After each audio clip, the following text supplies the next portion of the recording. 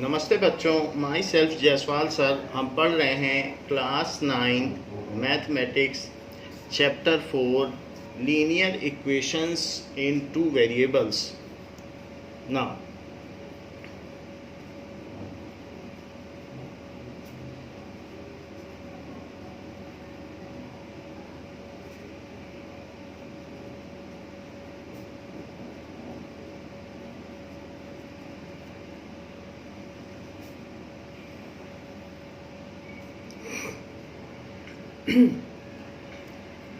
जैसे कि let Rahul and Dravid made combinedly 176 runs in a cricket match. तो एक क्रिकेट मैच में इन दोनों ने मिलकर इतने रन बनाए। अब इसमें हम ये कह सकते हैं कि let Rahul has scored X runs and Dravid has scored Y runs। तो इसने X रन्स बनाए और इसने Y रन्स, लेकिन दोनों ने मिलके कितने रन बनाए? Both have combinely scored 176 runs. So X plus Y is equals to 176। यहाँ पर X और Y की डिग्री 1 है, so it is a linear equation, as degree of the equation is 1, so it is linear equation। So as degree of polynomial नहीं है, ये अभी equation है क्योंकि इक्वल टू हो गया। इक्वेशन में इक्वल टू भी होता है। so degree of equation is 1 and it contains two variables। It contains two variables, so it is linear equation in two variables। तो ये linear equation in two variable हो गई।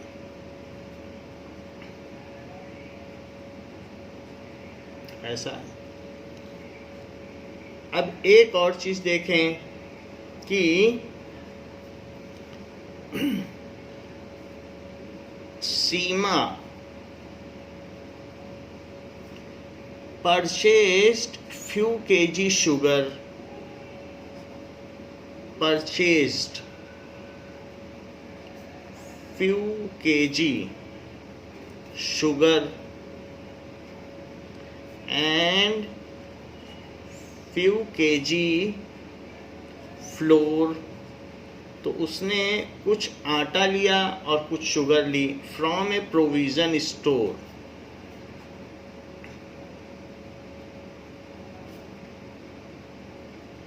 She all together paid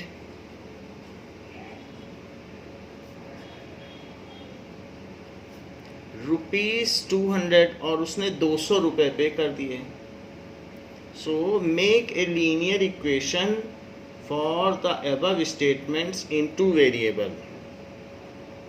Make a linear equation, ये भी कहा जा सकता है कि express it in a linear equations in two variable, that is express the above statement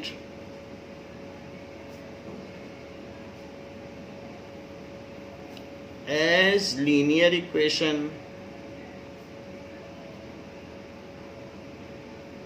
ऐसे भी बोला जा सकता है in two variables।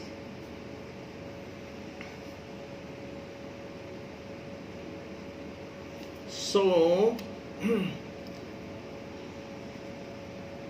let cost of, अब यहाँ पर फ्यू केजी शुगर ले लिए। उसने यहाँ पर और भी दिया गया है कि कॉस्ट ऑफ शुगर इज ₹40 पर kg, एंड ये गिवन है क्वेश्चन में कॉस्ट ऑफ फ्लोर इज ₹25 पर kg, ये चीज। तो अब हम यहाँ पर करेंगे कि लेट शी परचेज, उसने कुछ शुगर खरीदी होगी और साथ ही साथ में कुछ फ्लोर लिया होगा। So let she purchased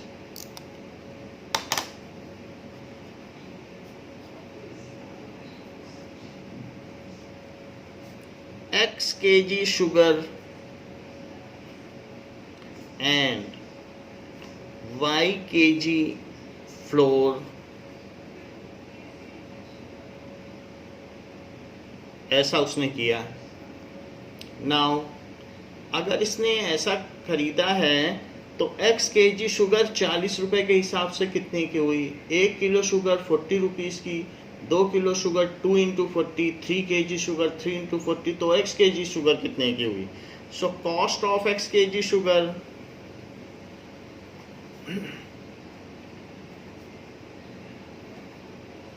is equals to 40 into x, इतने रुपये लग जाएंगे। And cost of y kg flour it is equals to 1 kg आटा 25 रुपए का है, तो 2 kg 2 इंटू 25, तो y kg 25 इंटू वाई, और कुल मिला के ये जो इसने लिया है उसका 200 रुपये दिया है, तो 40x plus 25y it is equals to 200 is, क्योंकि इसका कॉस्ट और इसका कॉस्ट मिला के उसे 200 रुपये देना पड़ा है। So is desired linear equation in two variables, is desired linear equation in two variables,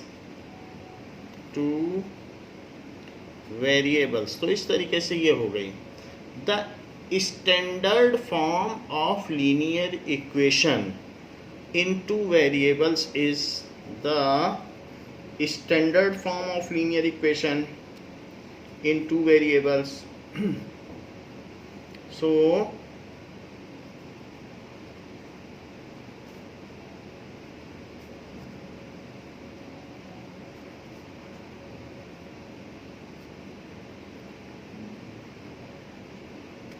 in two variable, तो दो चर राशियों में रेखीय समीकरण का जो सामान्य रूप है वो ax plus by plus c is equals to 0। तो इसमें x and y are variables and a b are coefficient and c is constant। x and y ये तो वेरिएबल्स हो गए, a and b ये क्या हो गए? ये वेरिएबल्स के कोफिशिएंट्स हो गए, are coefficients,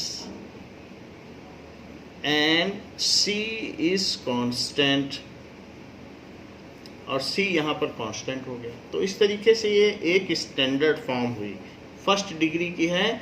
it's graph is linear, when we draw its graph then it comes a straight line. So इसी वजह से इसको लीनियर इक्वेशन कहा जाता है। आगे हम लोग इसके ग्राफ भी ड्रॉ करेंगे और ये पता करेंगे कि स्ट्रेट लाइन आता है, तभी इसको लीनियर इक्वेशन कहा जाता है। नाउ एग्जाम्पल नंबर 1 में कहा गया है कि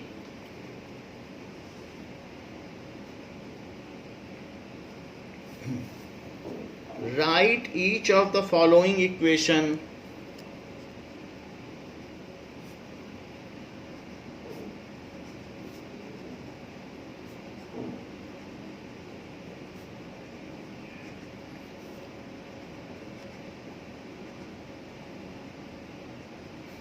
in the form ax plus by plus c is equals to 0। इसे आप स्टैंडर्ड फॉर्म भी कह सकते हैं, जनरल फॉर्म भी कह सकते हैं। And indicate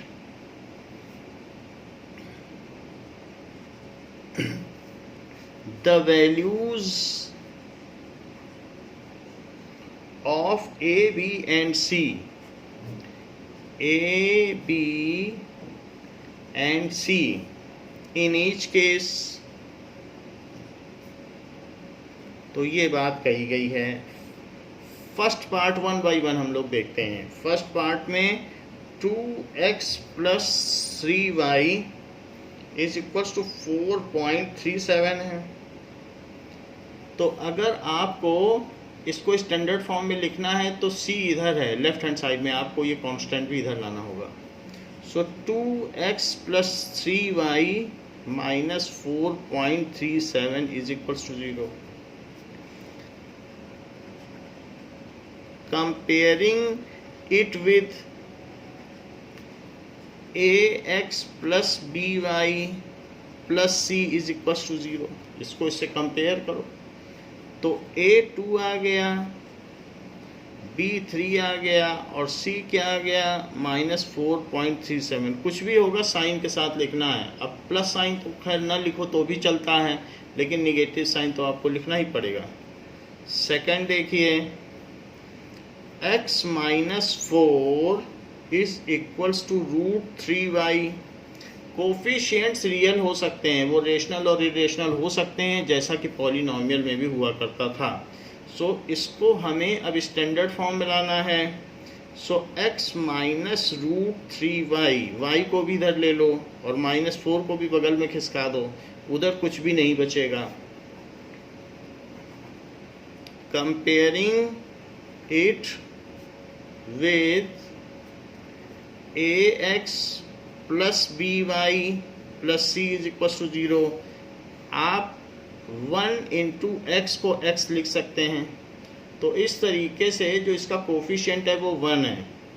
so a is equals to 1, b is equals to minus √3, negative sign ना छोड़िएगा कहीं निगेटिव हो तो, और c is equals to minus 4। तो ये इनकी वैल्यूज हो गई। देखिए कहा गया है कि 4 is equals to 5x minus 3y। तो सब एक तरफ ले लो, यहाँ 0 रख लो। 5x माइनस 3y माइनस 4, तो यहाँ क्या बचा? कुछ नहीं बचा। 4 को उधर ले आए, निगेटिव हो गया। अब इसको थोड़ा सा ऐसे लिख लो, 5x minus 3y minus 4 is equals to 0, ऐसे लिख लीजिए। Comparing it with ax plus by plus c, एक साइड 0 होना चाहिए। सो यहाँ पर a5 हो गया, b माइनस 3 हो गया और c माइनस 4 हो गया। फोर्थ पार्ट में कहा गया है कि 2x is equals to y। So 2x minus y और प्लस 0 इज इक्वल टू 0। इधर माइनस ले लिया, अब यहाँ कोई कांस्टेंट टर्म तो है नहीं, तो अपने मन से 0 लिख दिया। कंपेयरिंग इट, ये चीज इधर ले आए, उधर कुछ नहीं बचा और एक 0 हमने खुद लगाया है। Comparing it with ax plus by plus c is equals to 0। तो जब इससे हम कंपेयर करेंगे तो a2 आ जाएगा, b माइनस 1 आ जाएगा, क्योंकि इसमें 1 छिपा रहता है। 1 इंटू वाई न लिखे, y ही लिखा जाता है, तो माइनस 1 लिख दिया। और c क्या है? 0। देखिए एग्जाम्पल 2 में पूछा गया है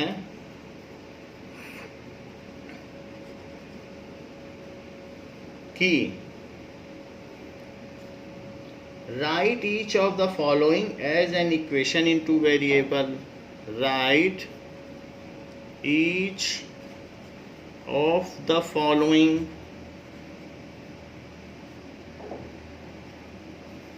as an equation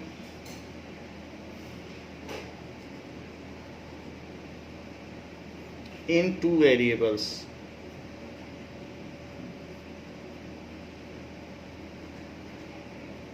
So पहला क्या है, x इज इक्वल्स टू -5, तो इसको टू वेरिएबल्स में कैसे लिखेंगे? सो अगर इसको लिखना है तो 1x ax plus b y के फॉर्म में लिखेंगे।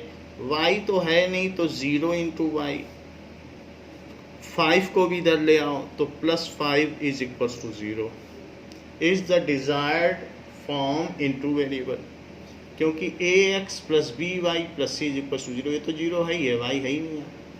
सेकेंड इक्वेशन देखो, सेकेंड इक्वेशन है y इज इक्वल्स टू 2, तो यहाँ x नहीं है, तो 0 into x plus 1 into y minus 2 is equals to 0, ax plus b y minus c is equal 0। 2 को इधर ले आए और चूंकि x नहीं था तो 0x लिख दिया, तो है तो ये y माइनस 2 ही इज इक्वल टू 0, बट हमारी स्टैंडर्ड फॉर्म में हो गई ax plus b y plus c is equal to 0। Third equation देखिए, 2x is equals to 3, so 2x plus 0y minus 3 is equal to 0। 2x तो है, y नहीं है, तो 0y लिखो और 3 को भी इधर ले आओ। फोर्थ पार्ट देखिए, फोर्थ पार्ट में क्या है, कहा गया है कि 5y इज इक्वल्स टू 2, तो 5y 2 है, तो 0x plus 5y minus 2 is equals to 0। इस तरीके से ये सभी स्टैंडर्ड फॉर्म हो गए, आर स्टैंडर्ड फॉर्म्स, ये चीज़ हो गई। So are linear equations in two variables in standard form.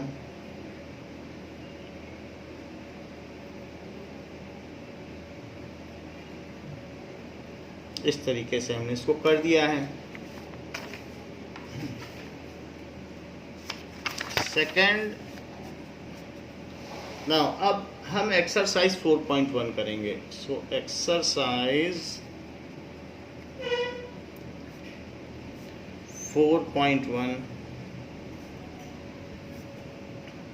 पहला क्वेश्चन है, cost of A notebook, cost of A notebook is twice the cost of pen, is twice the cost of a pen। तो notebook की कीमत एक कलम की कीमत की दुगनी है। Write a linear equations in two variables to represent the statement. Write a linear equation in two variables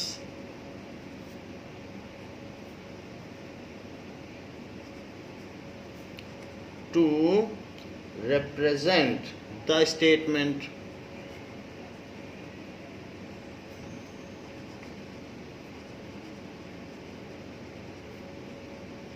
ऐसा कहा गया है और ये भी दिया गया है, take the cost of notebook, ये वहाँ नहीं दिया जाएगा, take the cost of notebook ₹X and cost of pen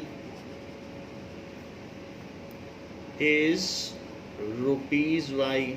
ऐसा है, cost of a pen and cost of a notebook. एक नोटबुक की कीमत, कॉपी की कीमत और एक पेन की कीमत दी है। तो नोटबुक महंगी है और पेन सस्ता है, सो इसलिए ये तो कह दिया गया है कि नोटबुक X की है, तो नोटबुक की कीमत किसकी दुगनी है? नोटबुक की, ये नोटबुक की कीमत है, नोटबुक की कीमत पेन की कीमत की दुगनी है, यानी पेन की कीमत में दो डबल कर दो तब नोटबुक की कीमत आएगी। अगर 20 रुपये का पेन है तो 20 इंटू 2 यानी 40 रुपये की नोटबुक हुई। नोटबुक में मत मल्टीप्लाई कर देना, नहीं तो 40 रुपये की नोटबुक है तो 40 इंटू 2 कर दोगे तो 80, और पेन तो 20 ही रुपये का है तो क्या 80 को 20 के बराबर करोगे? ऐसा नहीं करना, जिसकी कीमत कम होती है मल्टीप्लाई उसमें होता है। So cost of notebook is twice the cost of pen, जैसे लिखा वैसे ही लिख दिया, cost of notebook is twice the cost of pen. तो ये एक्सप्रेस हो गया है, वरना चाहें तो आप ऐसे भी लिख सकते हैं, इज डिजायर्ड लीनियर इक्वेशन।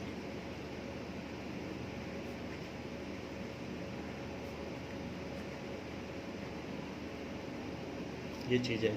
अब वहाँ उन्होंने लेट कर लिया था तो हमने लेट नहीं किया, नहीं किया होता तो हम खुद लेट करते कि let cost of notebook is x cost of you. तो अगर ये न दिया हो तो अपने मन से इसको लेट करना है। Second, express the following linear equation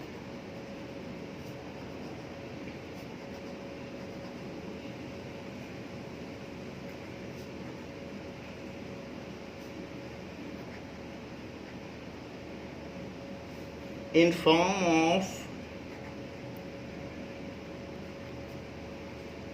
ax plus by plus c is equals to 0 and indicate the values of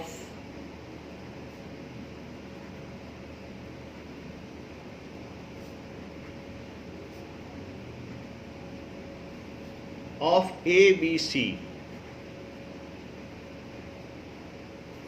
in each case। जैसे हमारा एग्जाम्पल था एग्जाम्पल 1 उसी तरीके से है, तो एक एक करके लेते हैं। पहला दिया है 2x plus 3y is equals to 9.35 बार। तो सबसे पहले इसको स्टैंडर्ड फॉर्म में लिखिए, plus 3y is equals to 0. Now comparing it with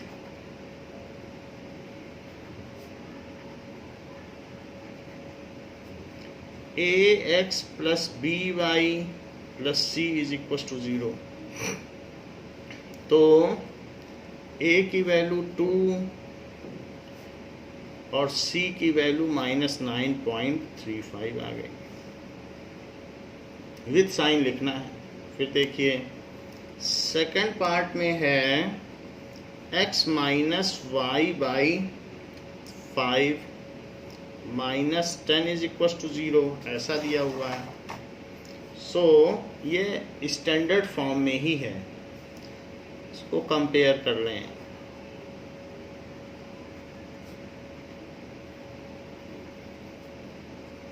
ax plus by plus c is equal to 0, तो a 1 होगा क्योंकि x का कोफिशिएंट यहाँ क्या है 1 है। b क्या होगा, देखो y माइनस वाई बाई 5 को क्या लिख सकते हो, -1/5 इंटू वाई, ऐसे लिख सकते हो। तो इसलिए जो b है वो -1/5 है, y के साथ इसका मल्टीपल है। और c क्या है -10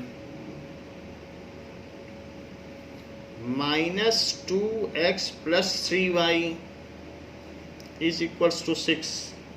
तो इसको पहले स्टैंडर्ड फॉर्म में लिखिए। Now comparing it with ax plus by, तो ऐसा करने से हम इसमें a b c की वैल्यू निकाल पाएंगे। देख लो, पहले 6 उधर था तो इधर ले आए, फिर इससे कंपेयर किया, और सब चीज़ साइन के साथ लिखी है, ध्यान दीजिएगा। तो साइन अवश्य लगाइएगा, साइन के नंबर है, नहीं तो वो गलत माना जाता है। अब देखें x माइनस 3y दिया गया है, so x is equal to 3y दिया गया है, तो x माइनस 3y और अपने मन से प्लस 0 लगा दो। ऐसा हो गया। कंपेयरिंग इट विद, सब चीज़ें एक तरफ होनी चाहिए, उधर ज़ीरो होना चाहिए, यही standard form. A x plus b y plus c is equal to zero. तो देखो ए 1 हो गया, बी -3 हो गया और सी क्या हो गया 0। तो इस तरीके से हमने इसकी ए बी सी की वैल्यू निकाल ली है। अब हम इसी का फिफ्थ पार्ट देखते हैं। फिफ्थ पार्ट क्या है? फिफ्थ पार्ट में दिया है 2x is equals to -5y। तो 2x प्लस 5y और plus 0 is equals to 0। Constant के लिए भी कुछ हमने लगा दिया। Comparing it with, standard form से इसकी तुलना करें तो हम पाएंगे कि a 2 है, b 5 है और c 0 है। सिक्स्थ पार्ट में क्या दिया है? 3x plus 2 is equals to 0। यहाँ y का तो कोई टर्म ही नहीं है, सो इसलिए 0y। Comparing it with ax plus by plus c is equals to 0।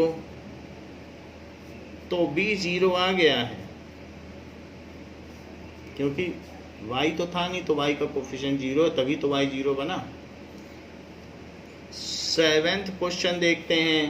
Seventh question में क्या है कि y - 2 इज इक्वल्स टू 0। तो लिखिए 0x और प्लस 1y।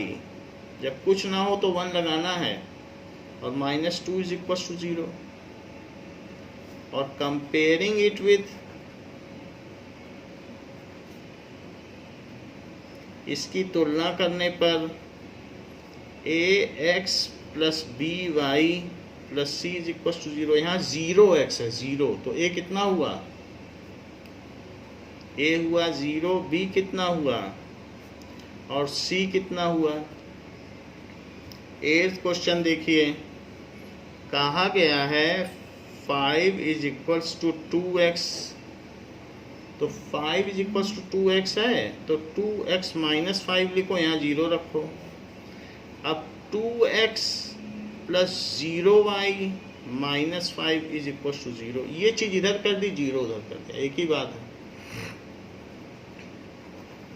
और y का कोई कोफिशिएंट नहीं था, y था ही नहीं, तो y के कोफिशिएंट को 0 कर दिया। Comparing it with ax plus by plus c is equal to 0। तो a तो 2 हुआ, b 0 हुआ और c की वैल्यू -5 हुई।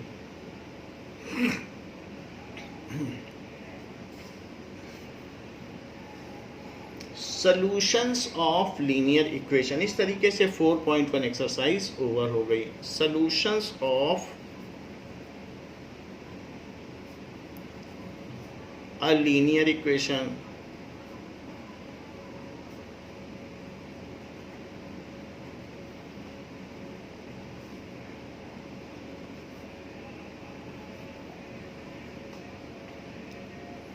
नाउ, जैसे कि अगर आपको कोई एक एग्जाम्पल से ही बताता हूँ, सॉल्यूशंस का क्या मतलब होता है कि लेफ्ट हैंड साइड ऐसी वैल्यू रखो, जैसे मान लो x plus y is equals to 5 है, तो अगर मैं इसको 1 रखूँ, x को 1, so put x is equals to 1, तो 1 plus y is equals to 5।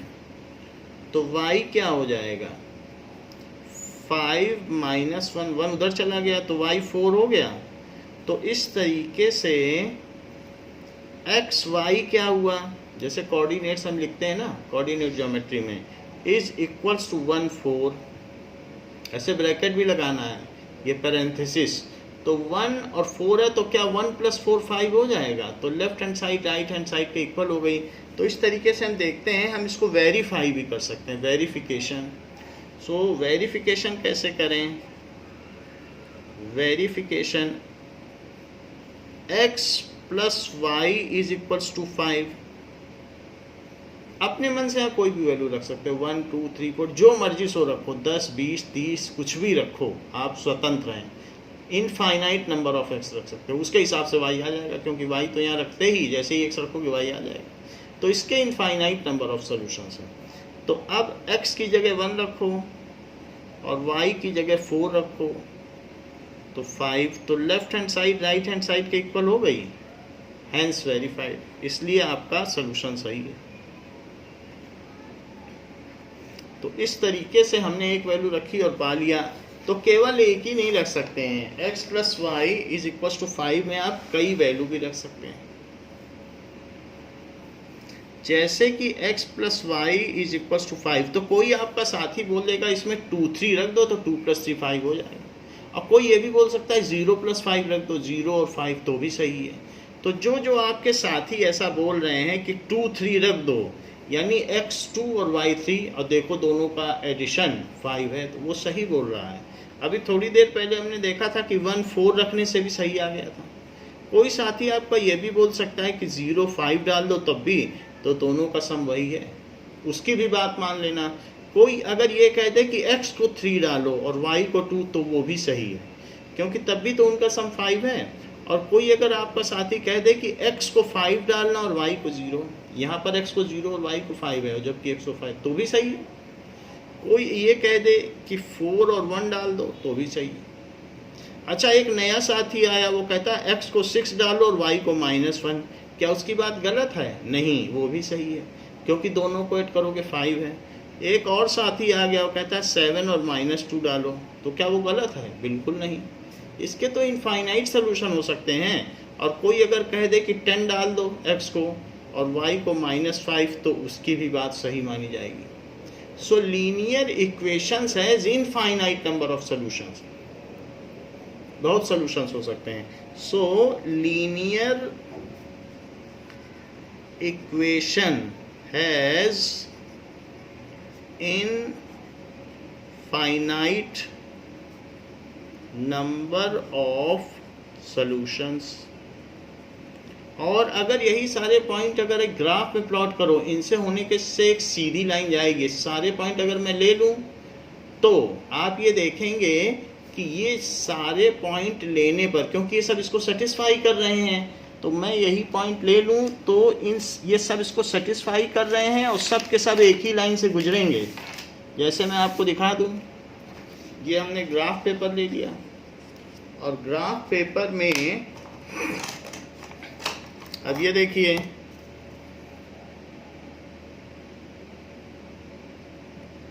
तो हमारे पास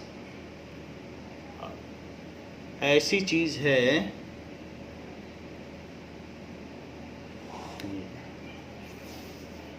तो इन सारे पॉइंट्स को हम प्लॉट कर देते हैं, क्योंकि कोऑर्डिनेट ज्योमेट्री तो हम लोगों ने पढ़ रखी है, तो उसका यहाँ यूज़ किया जाएगा।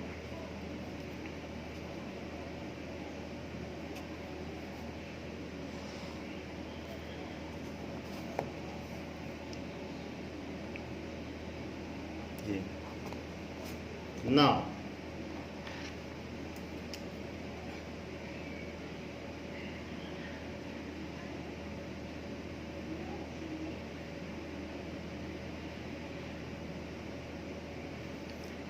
तो यहाँ पर हमने x एंड y एक्सिस ले लिए, ये देखिए, तो 1 2 3 4 5 6 7 8 9 10 11 12 13 14 15 16 -1 1 2 3 4 5 6 7 8 9 10 11 12, ये भी हमने ले लिया। ये चीज़ y है, ये चीज़ x है, और ये चीज़ x डैश है और ये ओरिजिन है। यहाँ -1, -2, -3, -4, -5, -6, -7, -8, -9, -10, -11 और ये y डैश हो गया। इस तरीके से हमने ये रेफरेंस एक्सिस प्लॉट कर ली हैं। अब जबकि रेफरेंस एक्सिस प्लॉट हो चुकी हैं तो हमको मालूम है ये जो हमने पेयर ऑफ कोऑर्डिनेट्स लिए हैं वो सारे के सारे जुड़ के 5 ही होते हैं और सब इसको सेटिस्फाई कर रहे हैं, क्योंकि सिर्फ इसमें यही तो कंडीशन है कि x और y को जुड़ के 5 होना, ये सारे के सारे सब जुड़ के 5 ही हो रहे हैं। तो जरा 2, 3 को प्लॉट करो। सबसे पहला पॉइंट 2, 3, तो ये हो गया 2, 3।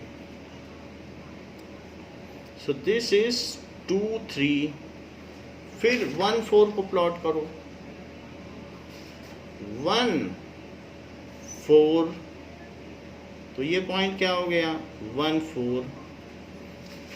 0, 5 को प्लॉट करो तो 0, 5, 0, 5, x पे 0 चले, y पे 5 चले। 3, 2 को प्लॉट करो क्योंकि वो भी तो सम पे 5 आएगा, तो 3, 2, ये तो 3, 2 को भी प्लॉट कर लिया। 5, 0 को प्लॉट करो तो 5, 0, y पे चलना ही नहीं है, 5, 0। इसके अलावा 4, 1 को प्लॉट करो तो 4 और 1, तो 4, 1 को भी प्लॉट कर लिया। अब देखिए 6, -1 को प्लॉट करिए, उनका सम भी 5 आएगा। 6 + -1 करो 5 आ जाएगा। तो 6 चलो और 6 चलने के बाद क्या करो -1 चलो, ये हो गया। सो दिस इज 6 - 1,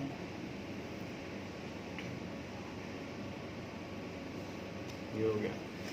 अब यहाँ पर 7 - 2 को प्लॉट करिए तो 7 हुआ और -2, 7 - 2, 7 चले और -2 चले। फिर 10 और -5 को भी कर सकते हैं, तो 10 चलिए और 10 चलने के बाद आप -5 चलिए, तो ये है -5, 10 पे -5।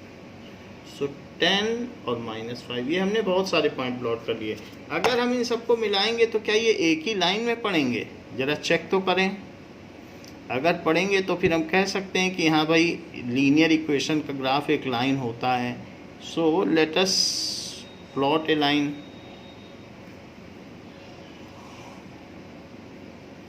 ये देख लीजिए सारे के सारे पॉइंट्स एक ही लाइन में पढ़ रहे हैं। अच्छा, इस लाइन में कितने पॉइंट्स हैं? क्या सिर्फ ये 6 और 7 ही पॉइंट्स हैं कि इनफाइनाइट पॉइंट्स हैं? एक लाइन कितने पॉइंट से मिलके बनती है?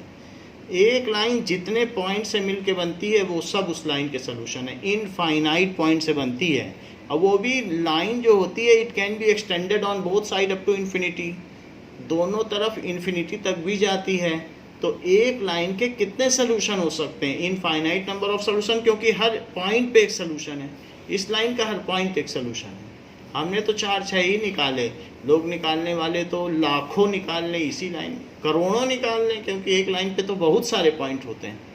सो इस तरीके से ए लाइन, जो कि हमने आपको बात बताई। अच्छा, कभी भी ऐसा इक्वेशन बनाइए तो लाइन इस पे ऐसे लिख दीजिए, तभी ये मान्य होगी। तो x + y = 5 ये बताना पड़ता है कि किस लाइन का ग्राफ है। और दोनों तरफ एरो भी बनाइए, इधर भी एरो और इधर भी एरो। इस तरीके से ग्राफ है ये। इसकी एक एक्सरसाइज भी है आपकी, तो इसी तरीके से बनाना।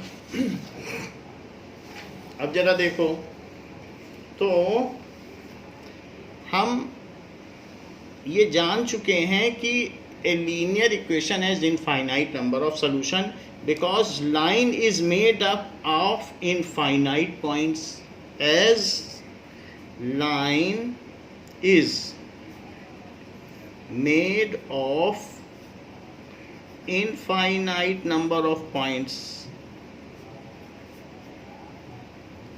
and each point on the line is a solution, and each point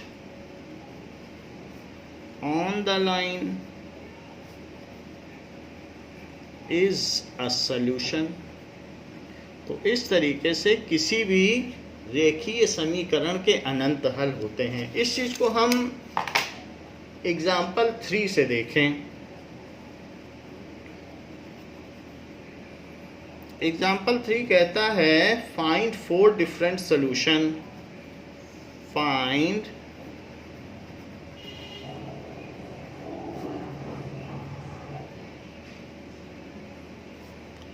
of the equation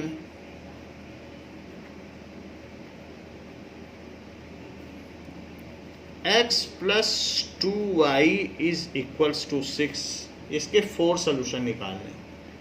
तो x plus 2y is equals to 6, तो ये चीज हो गई।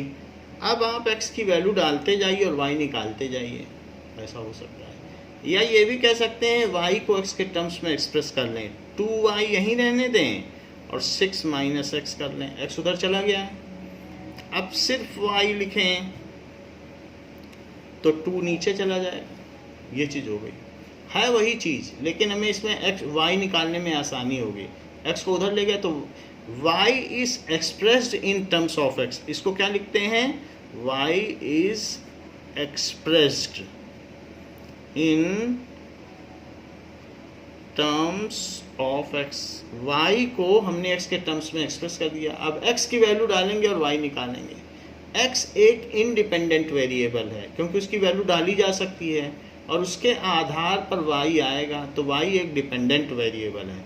जिसकी वैल्यू डाली जाए वो इंडिपेंडेंट वेरिएबल होता है, और जिसकी वैल्यू डालने के बाद दूसरे वेरिएबल की वैल्यू मिले वो कहलाता है डिपेंडेंट वेरिएबल। तो ये इंडिपेंडेंट वेरिएबल है। इसमें अपने मन से कुछ भी डाल सकते हो, आप स्वतंत्र हैं, कुछ भी डाल सकते हो और उसके आधार पर y की वैल्यू आएगी। तो y फिर क्या हो जाएगा? Dependent variable. जैसा आप वैल्यू डालोगे x की वैसी आएगी। तो अब हमें 4 सोल्यूशन निकालना है, तो आप पुट करते जाइए। Put x is equal to 0, 0 put करोगे तो y क्या आएगा? 6 माइनस 0/2, तो इट इज 6/2, तो 3 आ गया। तो हमने जब x 0 डाला तो y क्या आ गया? 3 आ गया। तो लिखिए 0 3 इस सोल्यूशन। ऐसे लिखना होता है, पहले x लिखना और बाद में y। ध्यान रखना, यही ऑर्डर्ड पेयर कहलाता है। पहले y नहीं लिख सकते हैं, कार्टेशियन सिस्टम है, क्योंकि हमें ग्राफ पे भी बनाना है। अच्छा, put x is equals to 2 put कर दो, तो y इज इक्वल्स टू, यहाँ पर देखिए 6 माइनस 2/2। x को 2 पुट किया है इसी में, ये जो हमारी इक्वेशन थी इसी में पहले हमने x को 0 पुट किया था, अब 2 पुट कर दिया। तो 1 भी कर सकते थे, 1 करने से 5/2 आता, डेसिमल में आ जाता। चलो हमने 1 नहीं पुट किया, 2 कर दिया कि हमारी पूरी वैल्यू आ जाए। तो दैट इज इक्वल्स टू 4/2, तो कितना आ जाएगा? 2। तो 2 इस सोल्यूशन। एक और सोल्यूशन आ गया। 2 सोल्यूशन अभी तक निकाल चुके हैं, 0 3 और 2 2। अब फिर y को ये x इज इक्वल्स टू 4 भी पुट कर सकते हो, 4 डाल दो। तो यहाँ डालना है 4, इसी में डालो 4। 6 माइनस 4/2। ऐसा करने से y 2/2 हो गया, जो कि 1 होता है। तो 4 डालने से 1 आया, तो यहाँ लिखिए 4 1 इस सोल्यूशन। x को आप यहाँ 6 भी डाल सकते हो, तो 6 माइनस 6 0 हो जाएगा। Put x is equals to 6 डाल दिया। 6 डालने से तो 6 माइनस x है, तो उसकी जगह 6 डाल दो और बाई 2। तो y क्या आ गया? 0/2। 0/2 क्या होता है? 0 ही होता है। तो इस तरीके से 6 0 इस सॉल्यूशन। फिर अब इन सबको एक साथ कंसोलिडेट कर दो कि 0 3 2 2 4 1 and 6 0 are 4 solution of above linear equation। ऊपर दी हुई लीनियर इक्वेशन के ये 4 हल हैं। वैसे तो हम लोग बहुत सारे भी निकाल सकते हैं, लेकिन 4 ही कहें तो 4 निकाल लिए। अब जरा देखें, तो ये एक्सरसाइज इसी तरीके की, ये सॉल्यूशन निकलवाएगी आपसे। जैसे कि example 4,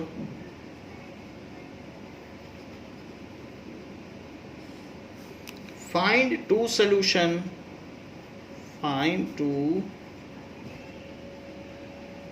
solutions for each of the following equation। each of the following equations, सबके 2 सॉल्यूशंस निकालने हैं। तो एक एक करके मैं उठाता हूँ। 4x + 3y = 12। पहला काम है y को x के टर्म्स में एक्सप्रेस करना।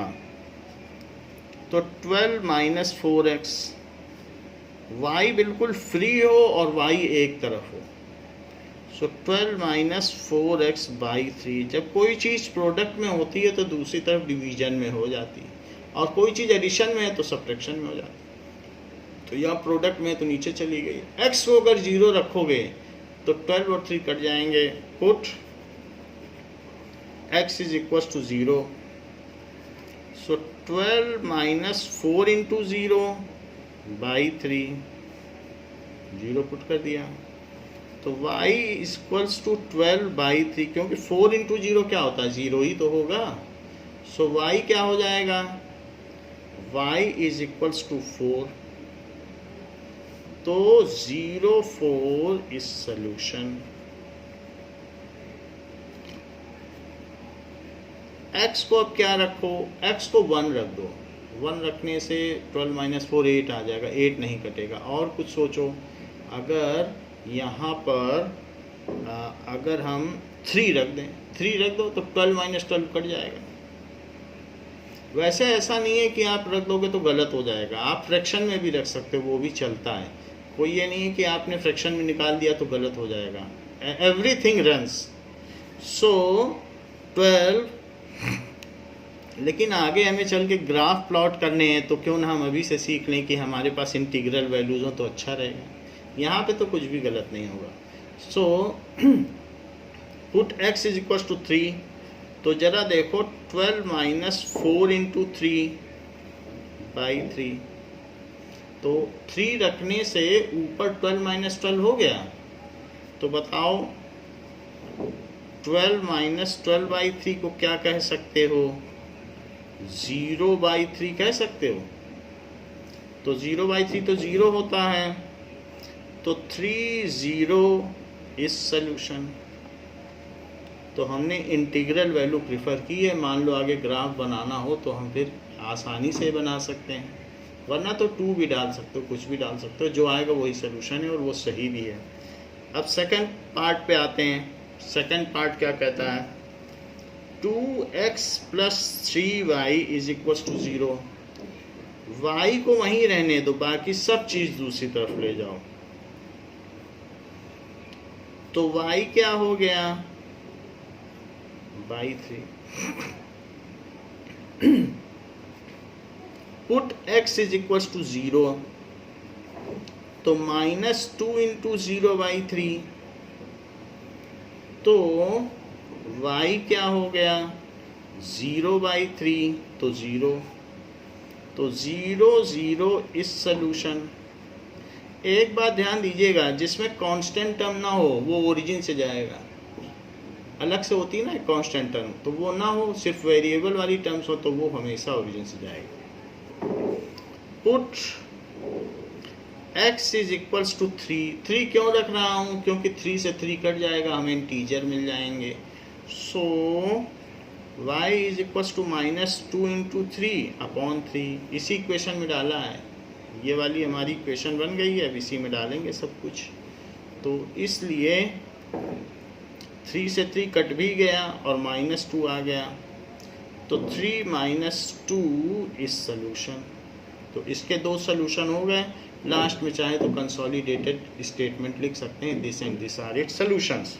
नाउ थर्ड पार्ट इसका देखें, कहता है कि 3y + 4 इज इक्वल टू 0।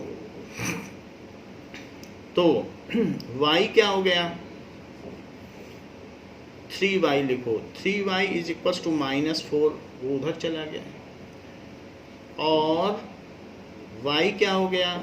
-4/3।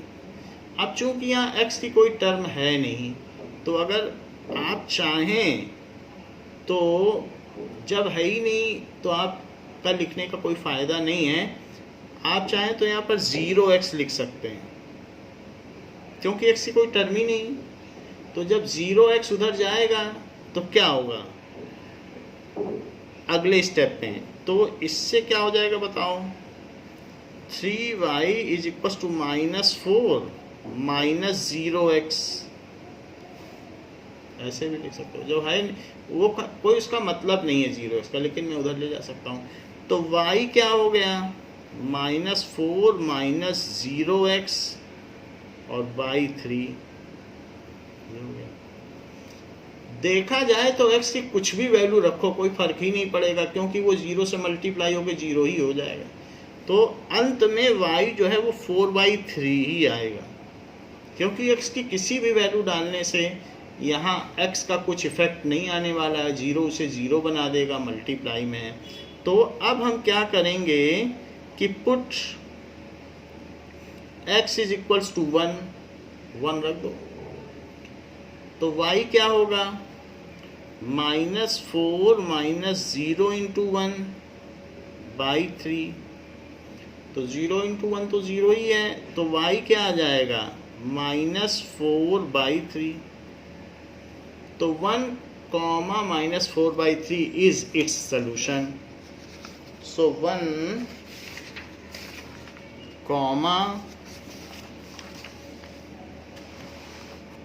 -4/3 इसका सोल्यूशन हो गया।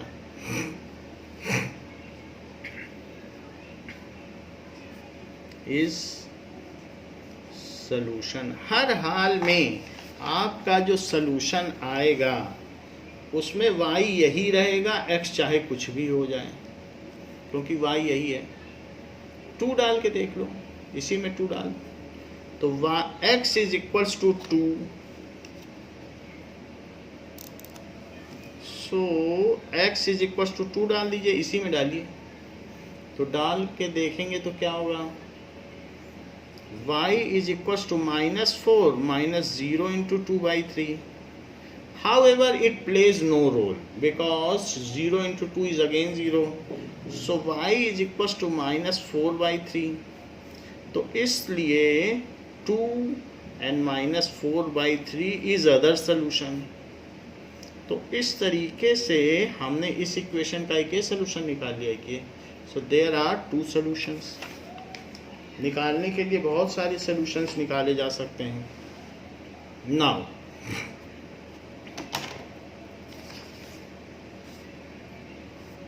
Exercise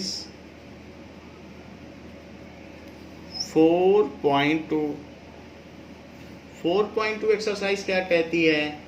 which one of the following option is true and why. तो इसमें से कौन सा कथन सत्य है और क्यों? Which one of the following option is true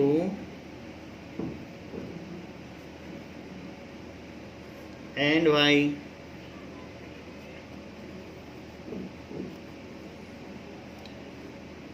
y is equal to 3x plus 5 has, एक ये लाइन दे दी गई है, तो इसके कितने सोल्यूशन होंगे?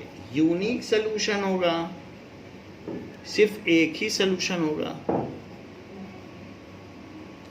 या फिर ओनली 2 सोल्यूशन होंगे,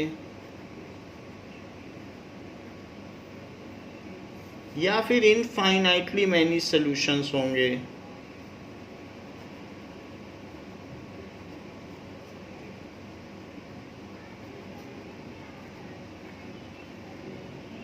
हम जानते हैं कि किसी भी लीनियर इक्वेशन के लिए एक लाइन ड्रॉ की जा सकती है, और लाइन का हर पॉइंट उस लाइन का सलूशन होता है।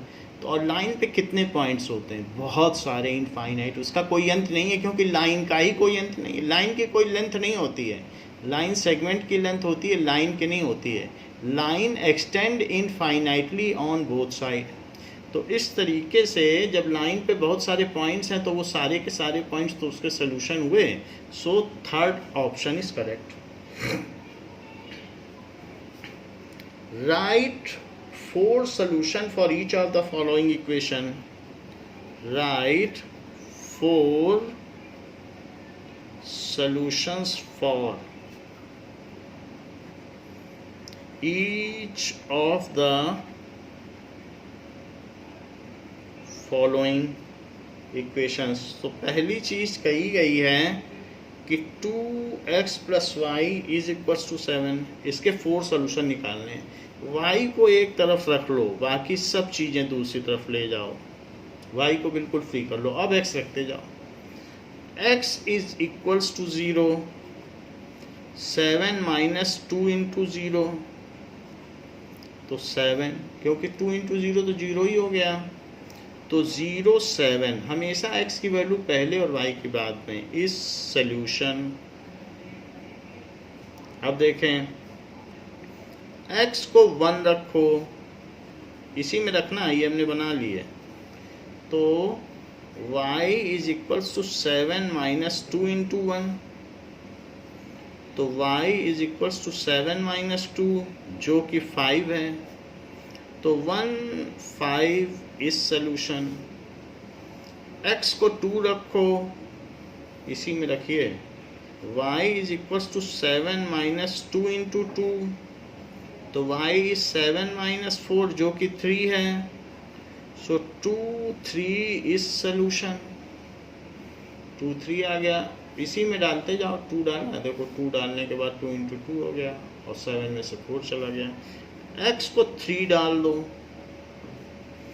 तो y is equal to 7 minus 2 into 3, तो y is equal to 7 minus 6 जो कि 1 है, तो 3 1 इस सॉल्यूशन हो गए ना इसके 4 solutions. So these are 4 solutions, इसके ये 4 सॉल्यूशन हो गए। अब जरा देखें, ये तो हमारा पार्ट 1 है। अब हम इसी का पार्ट 2 देख लें। Now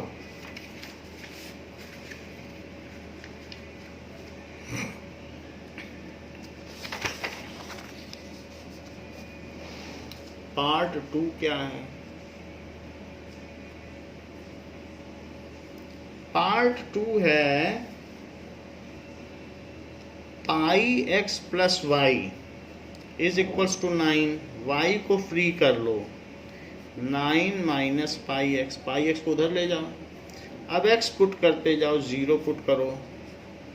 so 9 minus pi into 0, तो इट इज़ 9, क्योंकि पाई इंटू 0 तो 0 हो जाएगा। So 0 9 is solution. x is equals to 1, इसी में पुट करना जो y को आपने एक्सप्रेस किया। तो y is equals to 9 minus pi into 1, क्योंकि अब x को 1 डाल दिया। So y is equals to 9 minus pi, तो x 1 डाला तो y 9 माइनस पाई आ गया, इज सॉल्यूशन। तो इसके हमने 2 सॉल्यूशन निकालिए। अब x को 2 डालो, तो y is 9 minus pi into 2. So y is equals to 9 minus 2 pi. तो x को जब 2 डाला तो 9 minus 2 pi इस सॉल्यूशन. x को 3 डाल दीजिए तो y is 9 minus pi into 3. So it is 9 minus 3 pi. So 3 डालने से 9 minus 3 pi इस सॉल्यूशन. और इस तरीके से इस इक्वेशन के देयर आर 4 सॉल्यूशंस.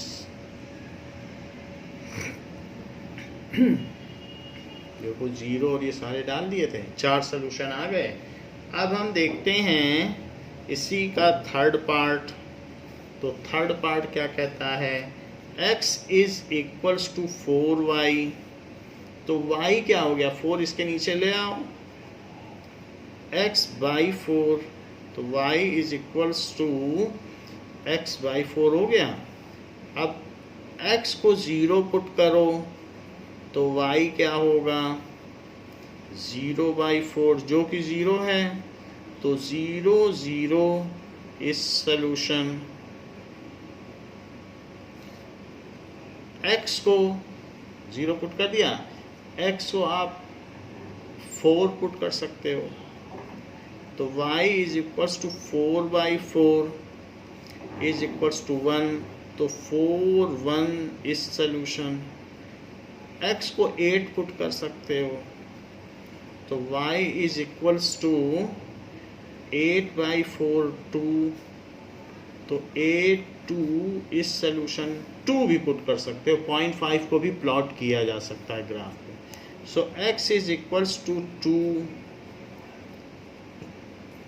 तो ये 1 बाई 2 आया, 1 बाई 2. तो 2 and 1 बाई 2, 2 and 1 बाई 2. हमेशा x पहले लिखना.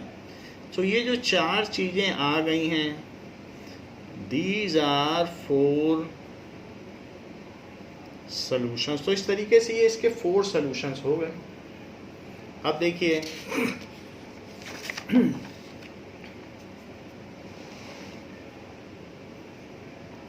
बात कही गई है थर्ड क्वेश्चन में, check which of the following are solutions. Check which of the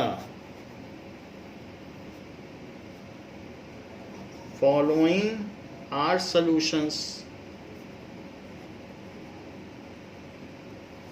of the equation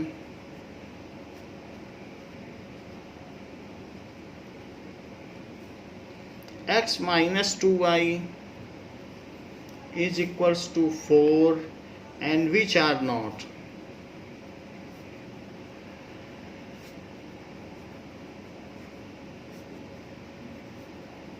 कौन से इसके हल हैं और कौन से इसके हल नहीं हैं. तो ये बात पूछी गई है.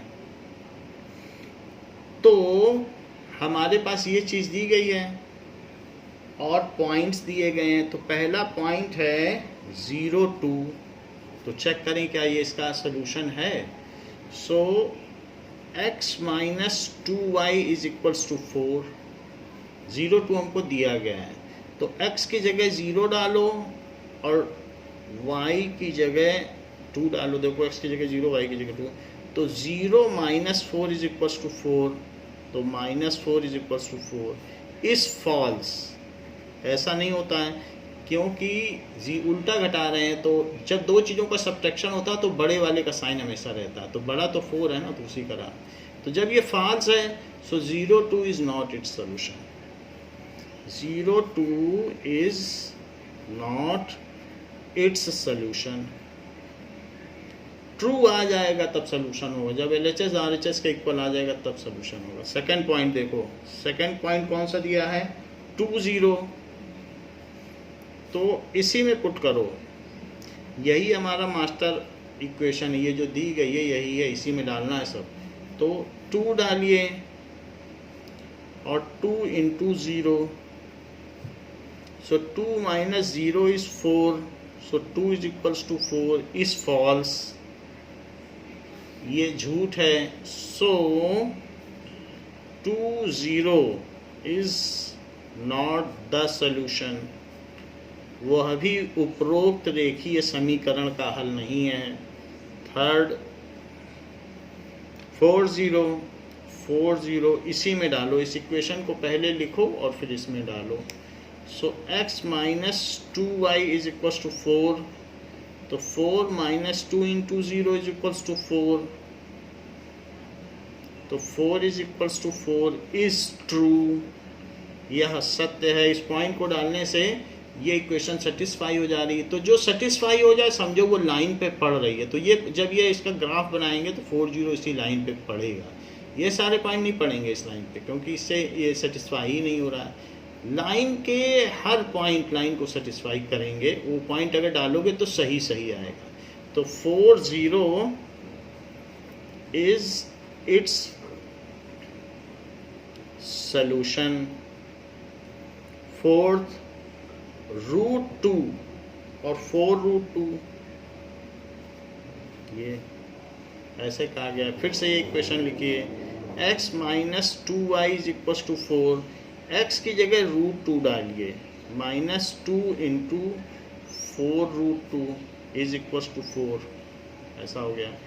√2 को कॉमन ले लीजिए, तो अंदर क्या बचा 1, माइनस 2 इंटू 4 तो 8, क्योंकि √2 कॉमन ले लिया है तो आप मल्टीप्लाई करके देख लो। फिर से मल्टीप्लाई करोगे तो यहाँ √2 और यहाँ भी मल्टीप्लाई करोगे तो 8√2, ये 8√2 ही तो है।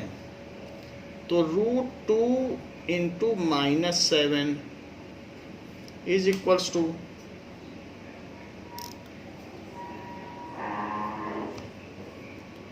4, तो minus 7 √2 is equals to 4 is false, ये नहीं सही है। सो √2 और 4√2 इज नॉट द सॉल्यूशन, ये इसका हल नहीं है। इसी तरीके से फिफ्थ में 1 1 दिया है, तो देखें 1 1 इसका सॉल्यूशन हो सकता है। So x minus 2y is equal to 4, तो 1 minus 2 into 1 is equal to 4 लग तो नहीं रहा। 1 माइनस 2 इज इक्वल टू 4, तो -1 जब भी सब्ट्रैक्ट करेंगे तो बड़े वाले का साइन लिखेंगे, बड़ा यहाँ 2 है, is equal to 4 is false. So जब ये झूठ है, असत्य है, तो फिर क्या होगा? सो 1 1 इज नॉट द सॉल्यूशन, वो लाइन पे लाई ही नहीं करेगा। जो पॉइंट लाइन पे लाई करते हैं वही तो लाइन के सॉल्यूशन होंगे, तो ये लाइन पे नहीं लाई करेगा क्योंकि लाइन को सेटिस्फाई ही नहीं कर रहा है। अब देखें फोर्थ क्वेश्चन कहता है कि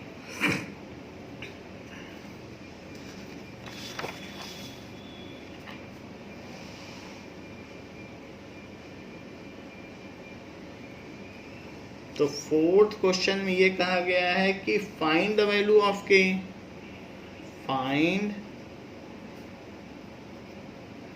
द वैल्यू ऑफ के इफ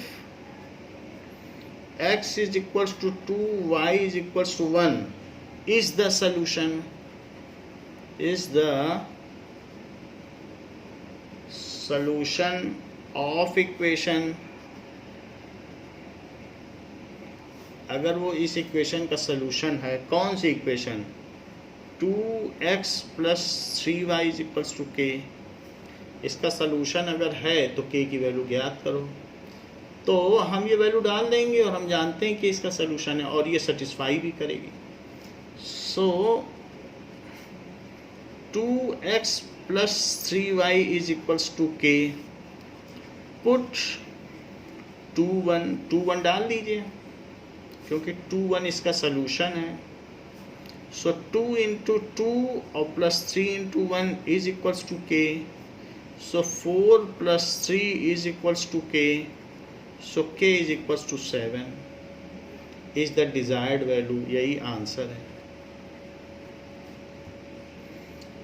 नाउ ये तो हम लोगों ने देख लिया कि किस तरीके से अलग अलग इक्वेशंस हम बनाए।